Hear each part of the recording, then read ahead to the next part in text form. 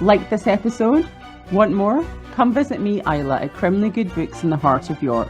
We're an independent bookshop dedicated entirely to crime. From cosy mysteries to gritty thrillers, historical whodunits to juicy true crime. We've got signed editions, special gifts and plenty of recommendations for your next obsession. We also host a bunch of awesome author events. Can't make it in person? Visit us online at criminallygoodbooks.co.uk.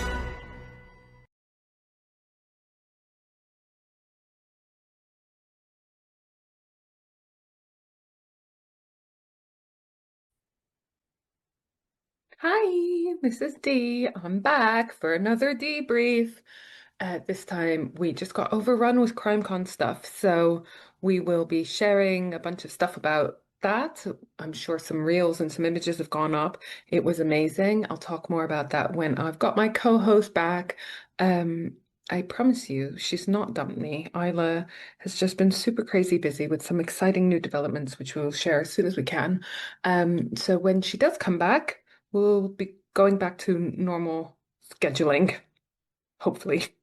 Until then, we've got another debrief. Yes. So today I will be exploiting my own worst fear for your entertainment. You're welcome. And this is the case of Amy Fitzpatrick. I've been debating about whether to tell you the subheading because it kind of gives away a lot. So I'm not gonna. I think Amy Fitzpatrick, she's a 15-year-old Irish teenage girl living on Spain's Costa del Sol. So they were actually, her and her family were living there. And she disappeared on the 1st of January 2008 after leaving a friend's home at around 10 p.m. and walking home, a walk that should have been about 10 minutes. It was in an unlit area, in the Mijas Costa area, and she was never seen again. The case remained unsolved for more than a decade and a half, and the family story became entwined with a second homicide, which I will share with you when I decide to reveal it. You will perhaps be shocked. You will probably not be that surprised by who was responsible, but let me take you back a few steps. Amy Fitzpatrick, she was born on the 7th of February, 1992, in Dublin.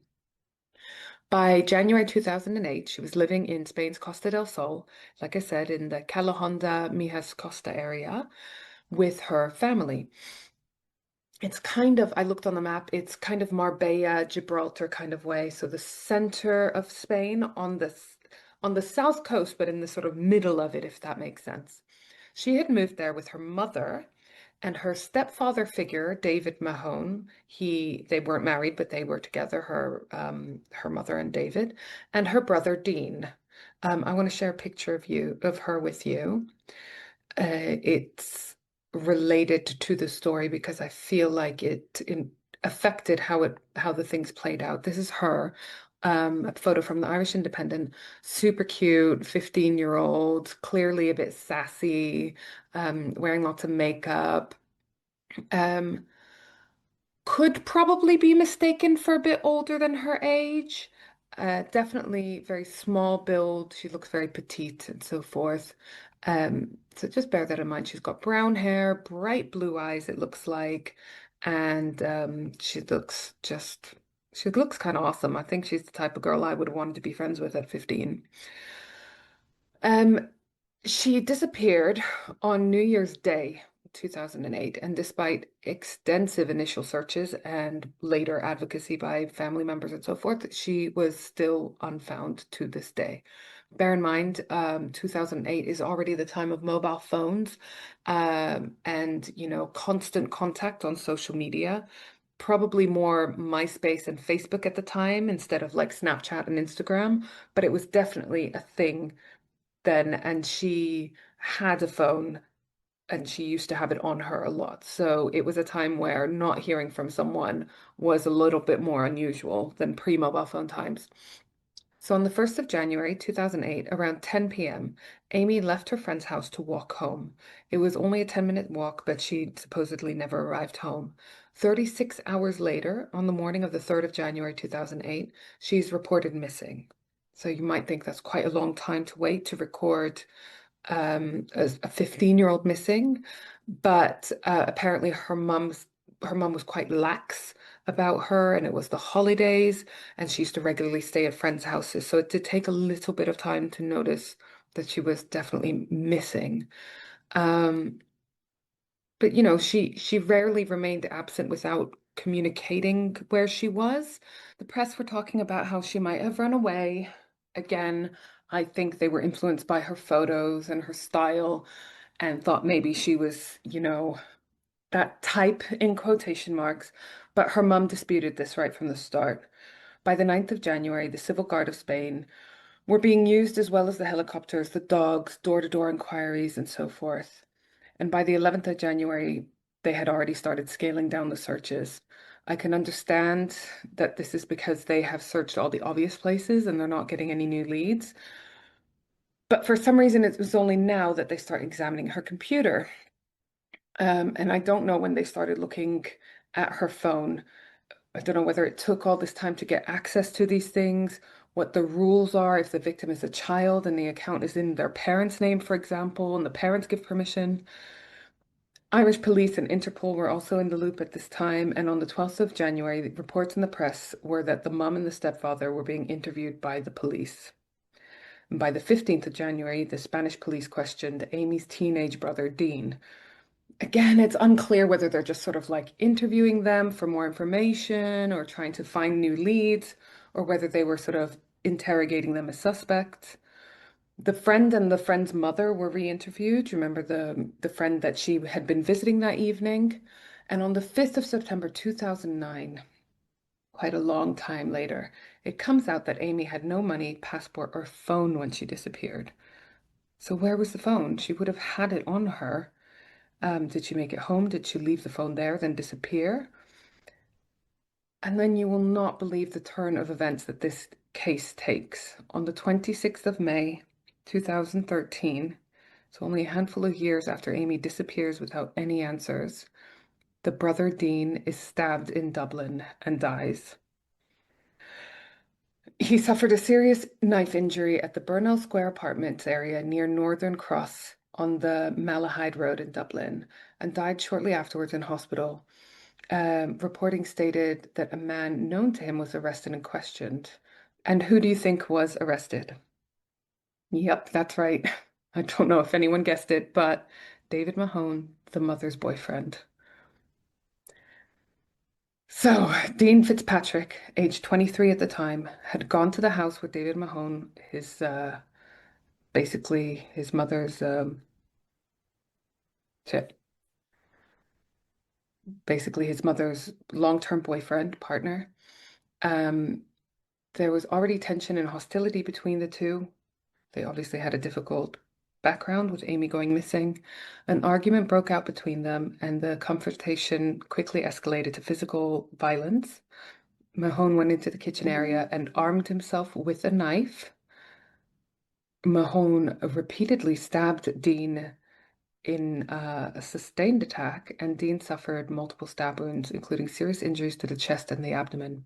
The injuries were described as extensive and severe, indicating more than a single impulsive strike. The attack was frenzied in nature. Dean attempted to defend himself but was overpowered. He was left critically injured at the scene. Emergency services were called, but he later died from his injuries. Mahone also was accused of not immediately rendering effective aid, which I take to mean he wasn't the one that called for the ambulances or tried to help at all. Essentially his stepson, who he helped raise. He was charged the following year with Dean's murder, and while awaiting trial, the mum, this is possibly one of the most shocking in that it's not something you hear very often in a case.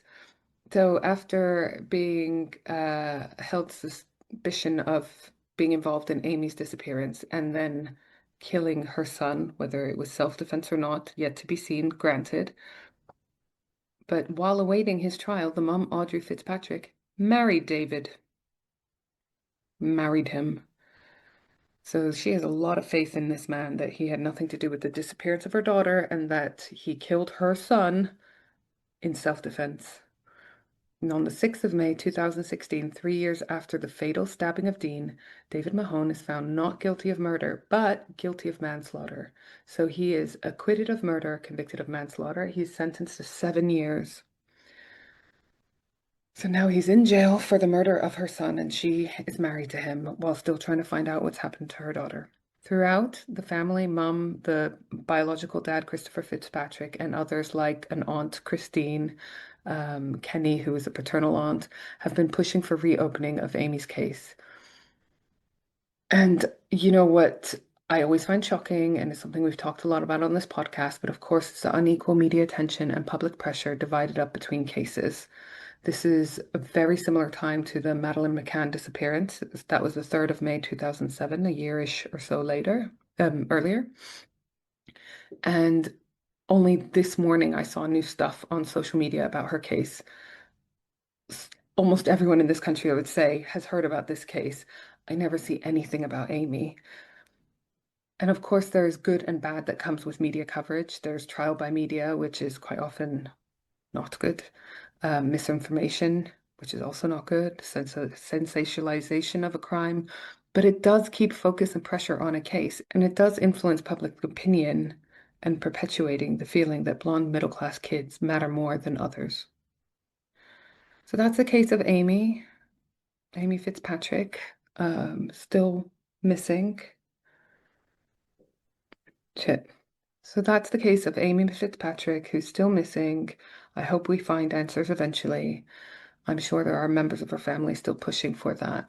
The sources I found were Irish Examiner, Irish Times, Irish Independent, and a bunch of other sources, which I'll list in the show notes. So hopefully we'll see you next week with my co-host Isla. I feel like that's my new sign off. Bye. Love you. Bye, sexy listeners.